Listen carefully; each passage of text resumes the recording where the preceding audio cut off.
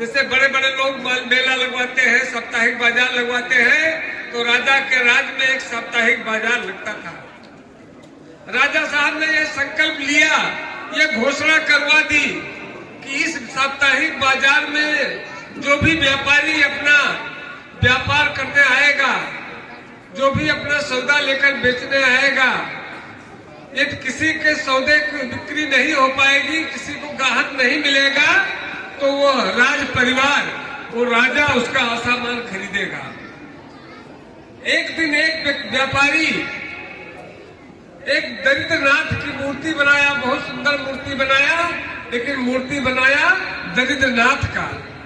तो बाकी सारी मूर्तियों के साथ वो भी मूर्ति लेकर के आया, तो और सारी मूर्तियां बिक गई, भगवान की बिक गई, शंकर जी की, हनुमान जी की बिक गई, लेकिन दरिद्रनाथ की मूर्ति खरीदने वाला कोई नहीं मिला। अब कौन दरिद्रनाथ की मूर्ति खरीदेगा? तो उसने जाकर के राज दरबार में गुहार लगाई कि हुजूर, मेरी एक मूर्ति नहीं बिकी है, आपकी घोषणा थी कि जो मूर्ति कोई नहीं लेगा वह मूर्ति मैं लूंगा, तो सरकार मेरी यह मूर्ति खरीदी जाए। तो राजा साहब ने कहा कि भाई ठीक है, इसका जो उचित मूल्य हो उस मूल्य को देकर के इनकी मूर्ति ले आओ। उनकी मूर्ति को मंगाया महाराज साहब ने और एक उचित स्थान पर उनको स्थापित करवा दिया आदर के साथ। लेकिन बंधुओं, अब जिसके घर में दरिद्रनाथ आ जाएंगे, जो स्वयं दरिद्रनाथ को अपने यहाँ आमंत्रित कर लेगा, तो उसका विकास रुकेगा ही। तो धीरे धीरे उनका धन संपत्ति का क्षय होना शुरू हो गया, उनका आर्थिक विकास रुक गया, अभाव में जाने लगे। तो एक दिन वो अपने राज दरबार में बैठे हुए थे, तो शाम के समय एक महिला आकर के राजा को प्रणाम किया जाने लगी। तो राजा ने पूछा कि बहन आप कौन है, कहाँ से आई है, कहाँ जा रही है? तो उन्होंने कहा, राजन, मैं इस राज की राजलक्ष्मी हूँ, मैं अब यहाँ से इसलिए जा रही हूँ कि जब आपने यहाँ दरिद्रनाथ को बुला लिया तो धन संपत्ति और राजलक्ष्मी कहाँ रह सकती? जहाँ दरिद्रता रहेगी वहाँ राजलक्ष्मी नहीं रह सकती है। तो उन्होंने कहा ठीक है आप जाइए, मेरा जो संकल्प था, मेरा व्रत था, उससे मैं पीछे नहीं हटूंगा, आप चली जाए। तो राजलक्ष्मी चली गई। राजलक्ष्मी चली गई तो कुछ दिन बाद एक दूसरे भद्र पुरुष आए, प्रणाम करके जाने लगे। तो राजा ने पूछा कि भाई साहब आप कौन है, काहे आए, काहे जा रहे हैं? तो उन्होंने कहा कि मैं यहाँ का मान सम्मान हूँ, मैं यहाँ का की प्रतिष्ठा हूँ।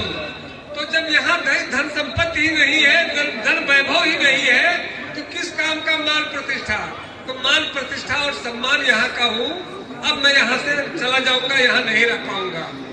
तो उन्होंने कहा ठीक है जाइए, आपका भी जाना स्वीकार है, लेकिन मैं अपने व्रत से पीछे नहीं हटूंगा। कुछ दिन बाद पुनः राजा साहब अपने दरबार में बैठे थे, तो एक फिर महान भाव आए, प्रणाम करके जाने लगे। तो राजा ने पूछा कि भद्र पुरुष आप कौन है और कहाँ से आए, कहाँ जा रहे हैं?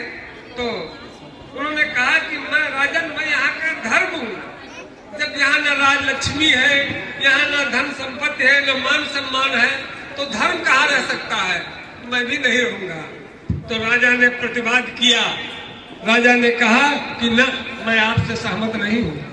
मैंने आपकी ही रक्षा के लिए सब कुछ त्याग कर दिया, धन वैभव त्याग कर दिया, मान सम्मान खो दिया कि आप रहेंगे, लेकिन आप मेरे धर्म है, धर्म की रक्षा के लिए मैंने सब कुछ किया, आप नहीं जा सकते हैं। तो धर्म को भी एहसास हुआ कि हाँ, मेरे ही सम्मान की रक्षा के लिए, मेरे ही लिए राजा ने सब कुछ किया है, मेरा जाना उचित नहीं है।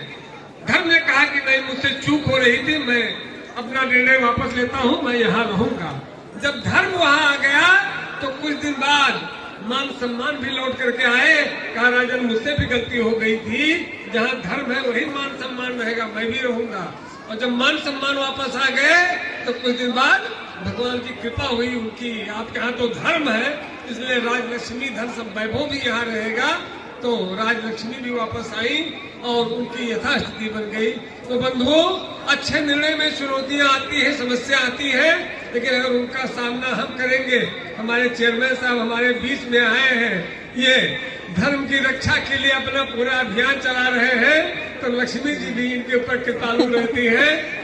उनका भी स्वागत है। इनके साथ आए हुए हमारे डीपी सिंह जी मीडिया प्रभारी जिले के हैं, उनका भी स्वागत है। और पुनः मैं इस कार्यक्रम में अपने पद का दायित्व इनको देते हुए जा रहा हूँ। बहुत बहुत शुभकामना, बहुत बहुत धन्यवाद।